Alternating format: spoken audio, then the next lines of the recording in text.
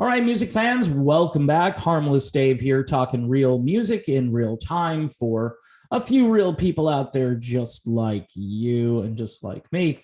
So Dee Snider, who is a health expert, is also now an expert in geopolitics, as he's been calling out fellow rockers Nikki, Sixx from Motley Crue, and Alice Cooper on Twitter for not taking a side in the ongoing war in Ukraine.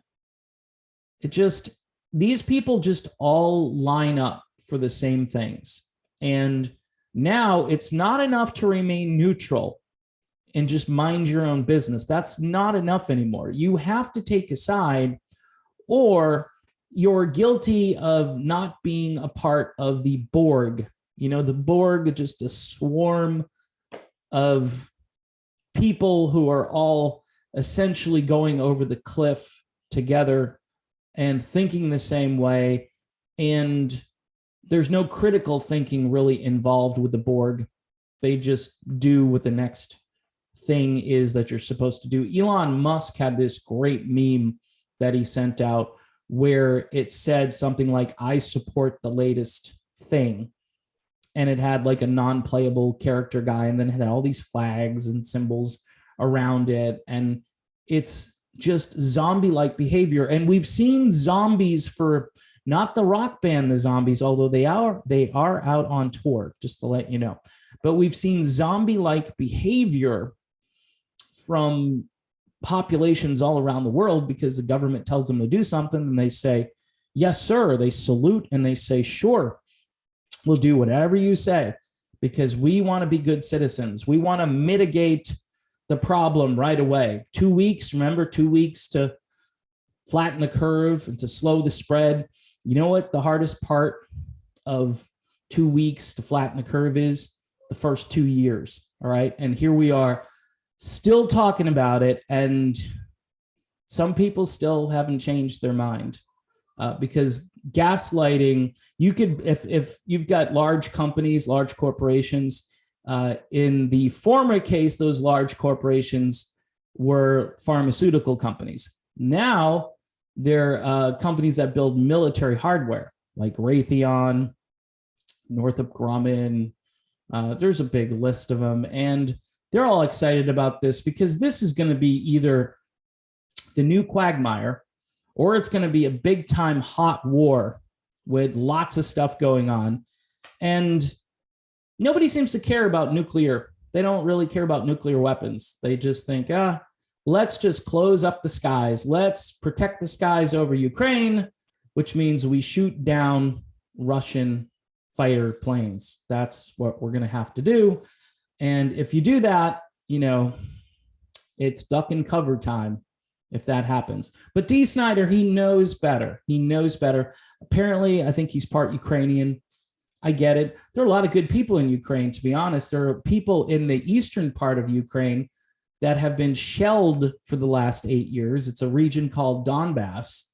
And I don't know which part of Ukraine Dee's relatives are from, but if they're in the eastern part of Ukraine, they've had 8 years of this stuff.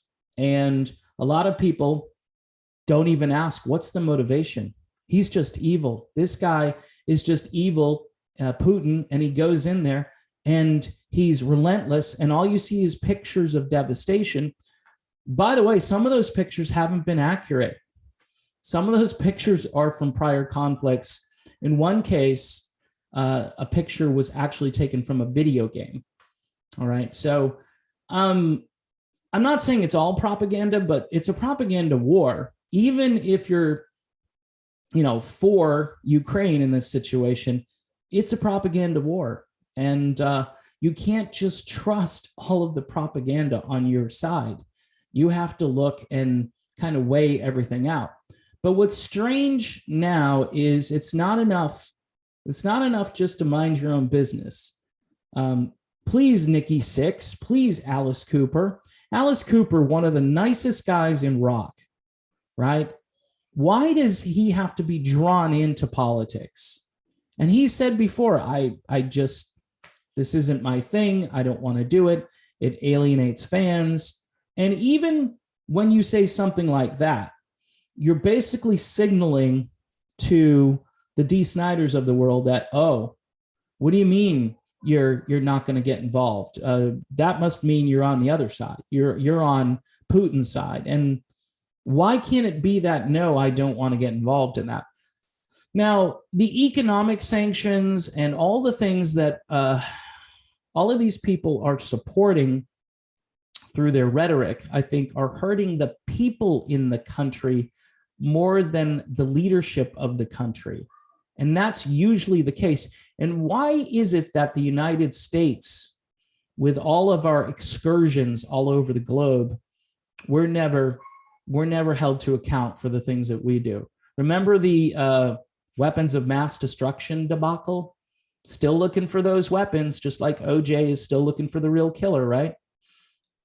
Anyway, this article, which basically was taken from a Twitter argument, the immense effects of the recent war between Russia and Ukraine have caused so many lives to be disrupted. And after Putin attacked his neighbor country, Ukraine, many people were exposed to war conditions and needed help immediately. The NATO countries are trying to persuade Putin out of Ukraine, but there hasn't been much improvement. I wonder why. There hasn't been much improvement. Now, the people have united to help out the citizens of Ukraine. Many celebrities and rock stars state their support on social media and even organize events to help out. Full stop. When somebody says celebrities and rock stars, I'm not all that impressed, okay?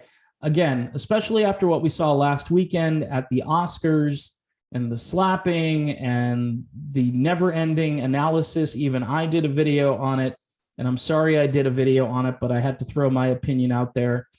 Technically, Will Smith was involved in music for a while, so I can I can kind of use that as a crutch here as to why I would comment, but it just becomes all-consuming.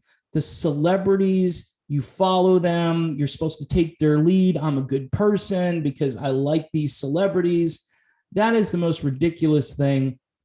And somebody calls D. Snider out on Twitter, and it was a short little tweet back to him, and it was very effective, and I'll get to that shortly. Anyway, it goes on to say, Twisted Sisters D. Snider has been involved with the case, meaning this conflict, since the beginning, and now he is calling for more help. The singer didn't hear back from various artists, including Alice Cooper and Nikki Sixx, and he recently tagged them in a tweet and asked them to pick a side in this heated environment. According to Snider, even though they generally don't want to be involved in politics, this is an issue worth getting involved in because of a nuclear threat. Okay, so who is creating the nuclear threat? We are. Because Russia's demands, Russia's conditions are very easily met. Very easily met. And for some reason, everybody in this situation is being very stubborn, and they're not doing diplomacy. And the media is not asking for diplomacy.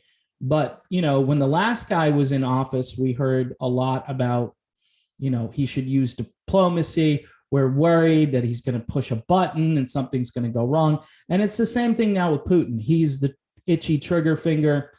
Yes, he is the one who went into that country. And I've stated that the people on the eastern side in what's called the Donbass region, those people have been pelted for 8 years. And when I say pelted, I'm talking killed. Up to 14,000 people lost their lives in that region. And of course, none of that has been mentioned. None of it was documented or reported other than by the Russian government, which when they put it out there, they just dismiss it as propaganda. So a fan, I don't know if he's a fan or not, replied to that tweet and indicated that no one has to help solely because of their fame, to which Snider replied that he wants to use his influence to help others. Okay, so the tweet is, Nikki, Sixx, Alice Cooper, and others have made it clear they won't get involved in politics. My question is, if not now, when? The most dangerous madman in history has his... Oh, my gosh. All right. So he's more dangerous than Mussolini. He's more dangerous than Hitler. He's more dangerous than Pol Pot. He's just more dangerous than anybody in history. And this is where either celebrities are stupid or they want you to be stupid, because they want you to believe this. They're either stupid or they want you to be stupid. In this case, I think it's both. I'm just putting it out there. Okay, so a fan replied, "It's strange how we believe that because someone is famous, they have an obligation to help." And I don't know if that really hit the nail on the head, but it threw him off guard a little bit. No obligation. For me, it's just a need to use whatever influence, limited as it may be, I might have to help others if I can. Okay, so D. Snider, rather than helping others in this country, where we're currently experiencing the worst economy we've had probably in over 40 years, right? Since the Carter era. I lived through Carter. I remember the gas lines. I remember the gas prices. I remember even days, odd days, switch the license plate on the car if you want to get some gas, all that fun stuff. I remember it. I remember the inflation. People were shell-shocked when they walked into the supermarket. And things were cheap by today's standards, but supposedly the money back in those days had more value. But it was the same kind of feeling. It feels like that all over again, but maybe a little bit worse, because these people tell you, well, we need to do this and you're going to have to suffer. You'll suffer at the gas pump, and giving away all our petroleum reserves, strategic petroleum reserves, easy for me to say. That is supposed to be used in a national emergency. So either the country is declaring a national emergency, or it's just spending their rainy day fund. And then when a rainy day actually happens, there'll be nothing in the bank for us, meaning that we won't be able to drive cars or do anything that we usually do, which wouldn't surprise me if that actually happened. I don't think anyone who's a celebrity is obligated to do anything in this situation. What you should be doing, you live here in the United States, D, right? I'm assuming. Why don't you help some people locally? Why don't you help your local food bank? People are having trouble making ends meet. Why don't you petition the government to start pumping some oil so this country, again, is self-sufficient rather than relying on, in your case, you don't like Russia. We don't have to rely on Russia anymore. We don't have to rely on Saudi Arabia, who's doing some stuff to a neighboring country. Again, a lot of people don't know what's going on in Yemen. Again, it's not whataboutism. It's really, you're going to compare this to that, but you're not going to mention this other thing over here. You know, and we do that. Everybody's doing that. We're all on board with this one. For some reason, this was the perfect crisis at the perfect time. And what if the whole health debacle thing comes back and we have both of these things raging at the same time? Technically, we still do, because there are so many unanswered questions now about what happened over the last 2 years, and nobody's being held accountable for anything. It's really tragic. And this is going to multiply with our involvement in something that we shouldn't be involved in. It's a regional conflict. This has nothing to do with our national security interests unless you work for a military contractor. And then, you know, this is the greatest thing that could ever happen. And D. Snider, I don't know if he's getting paid off by Raytheon or Northrop Grumman, any of these people that cheerlead this stuff all day long. I don't think they understand geopolitics. They don't understand the region. You know, historically, that, you know, they make a claim, yes, my family is from this area and we need to help these people. Okay, well, are you helping the people on the eastern side of the country? No, because they're not really Ukrainians, right? So it's tedious. It's tedious because you see this on a very surface level. It's like when Stevie Nicks wrote this poem for Putin and wishing he would turn to dust. That's not helpful. You may just dismiss it as really silly and sort of out of the mainstream of I don't know, just political thought, right? Because it's so shallow and so ridiculous, but yet people follow that stuff and they care because the celebrities are validating what the media is telling them every day, which is legitimizing it. And then, you know, if they go down with the ship, they have other shipmates who are around them who are higher profile and have far more to lose. I mean, if you're wrong on something like this, people are going to continue to just, you know, reject what you have to say. And they're going to be less likely to support you as an artist. They're going to be like, here's the guy who told us to do World War III. Because that's what he's essentially doing. He's cheerleading World War III. He's complaining about Putin having the finger on a button. Well, so do all the other countries that are nuclear armed. They have buttons too. And there's this crazy thing called MAD, mutually assured destruction. Do we really want to do that? Do we really want to encourage that? There's no talk of diplomacy. There's no talk of meeting Russia's demands, which are actually quite easy to do. And for some reason, NATO and the United States and this country, Ukraine, doesn't seem to want this to stop. Like they're just pawns in this never-ending military chess game, which will get people killed and which will put us further and further in debt, and we can't climb out of it. And this isn't like the 1950s or 40s or whatever, when a war will get you out of a depression, which I'm not even sure that was true, but I understand a lot of people think that war is good for your economy. Yeah, it's good for certain sectors of the economy, and it's really bad for other sectors of the economy. So I guess that's enough. This is just, again, tedious looking at this and saying to myself, why do these people have to weigh in on this stuff? Why not write a new album or go out and perform? Like I said, why not do some local charity work?